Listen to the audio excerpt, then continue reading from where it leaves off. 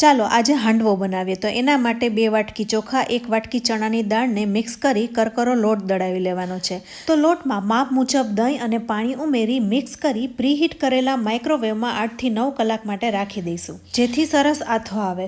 હવે આ મિશ્રણમાં આપણે ગાજર, વટાણા, અમેરિકન મકાઈ, કોથમરી, લીલા મરચાંની પેસ્ટ, આદુની પેસ્ટ, સ્વાદ પ્રમાણે મીઠું, ખાંડ અને થોડી હળદર ઉમેરીશું. હવે મિક્સ કરી 10 મિનિટ રેસ્ટ આપીશું. ત્યારબાદ આપણે એક વઘાર કરવાનો છે. તો ગરમ તેલમાં રાઈ, હિંગ, તલ અને શિંગદાણા ઉમેરીને આ વઘારને હાંડવાના મિશ્રણમાં મિક્સ કરી લઈશું. હવે હાંડવો સરસ ફૂલે એ માટે સોડા અને થોડું પાણી ઉમેરીને મિક્સ કરી હાંડવાને કડાઈમાં બનાવી લઈશું. તો ગરમ તેલમાં તલ અને લીમડાનો વઘાર કરીને હાંડવાના મિશ્રણને આપણે ઉમેરી દઈશું.